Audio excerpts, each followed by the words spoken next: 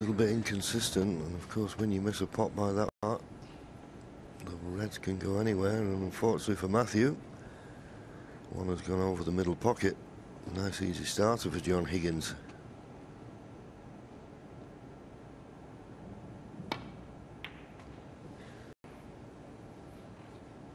One.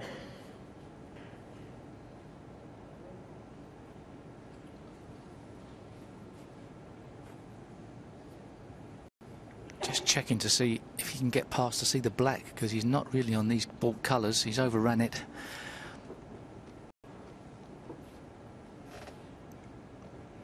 Bridging over the yellow makes the brown a lot more difficult. And as we could see there, the black isn't available. Very rare you see John Higgins have two excellent chances and only score 5 points. Yeah, and both times he's just overrun positional side of it slightly. So maybe the table's just playing a little bit quicker than the practice table. Yeah, we saw in Ronnie O'Sullivan's game, Ronnie overran a couple of positional shots. Doesn't look too different to what we've been seeing on our television screens, but you never know. Yeah, it's gone a bit scrappy though, the frame, but certainly John Higgins with the advantage.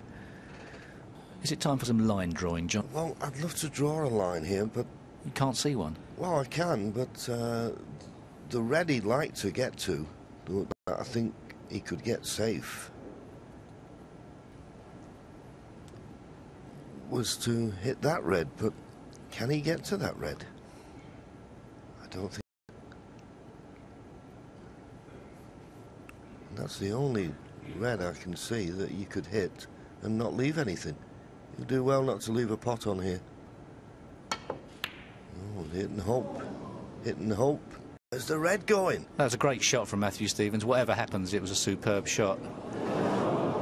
He stuck it up, I think, through the gap between the brown and the green.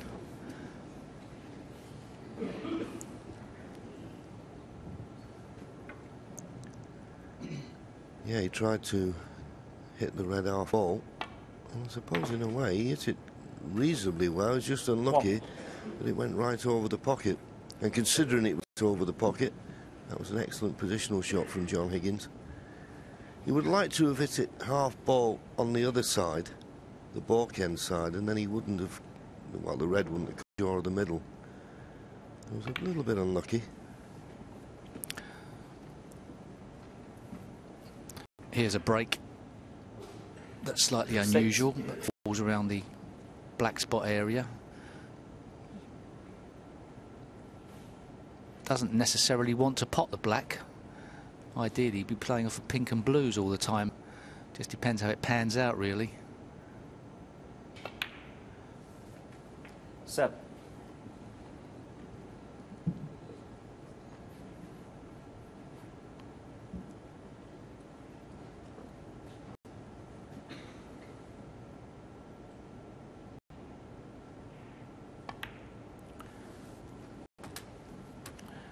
If he were to pot the black now, it would go closest to its own spot and may well be out of commission.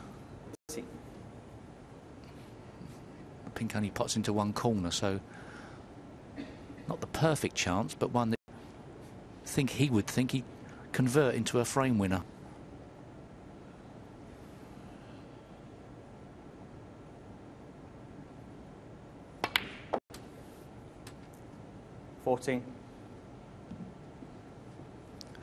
Judged that nicely. Just about perfect on the blue.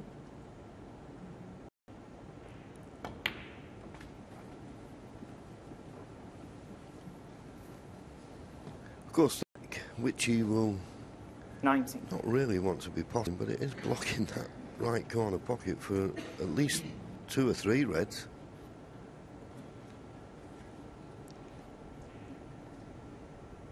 He doesn't need the black. He may well pot it and put it amongst the reds.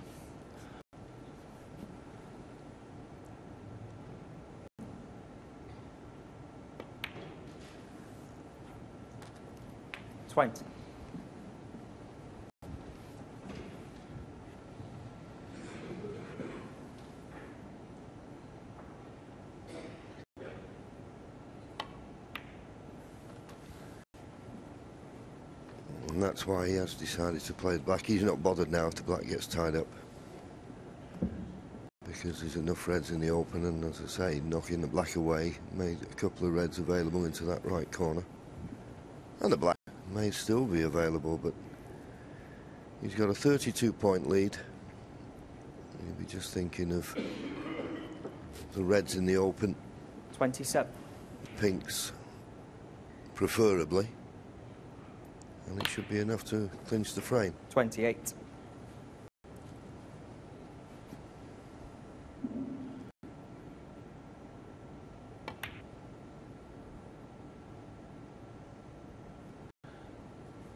Two more loose reds.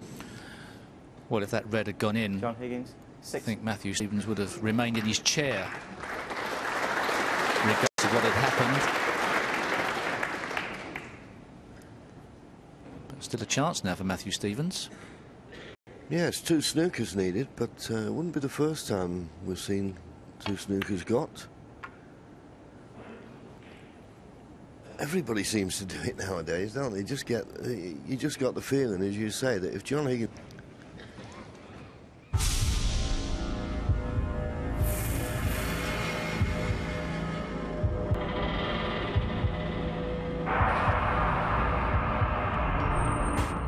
Taurus the bull, I don't know if the 10 is associated with that as well. My wife she's big on star signs and that, and she says I take Taurus off to a T. As you get older, I think the nerves affect you a little bit more. I think when you see the young players just buzzing about, potting everything, and they don't seem as if they show nerves.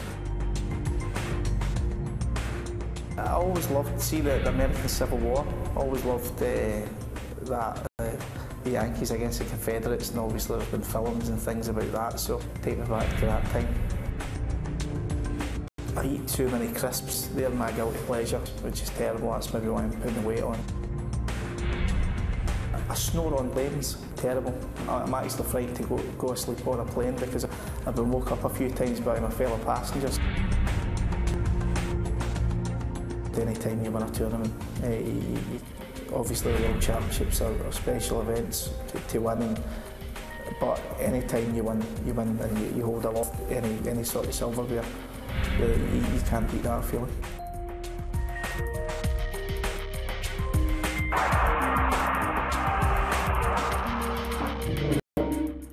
Yes, and Ken and Stephen were nodding in agreement with the snow planes comment, yes? Flight to China, I have, unfortunately. I'll sleep I'm guilty of that myself a wee bit, I think.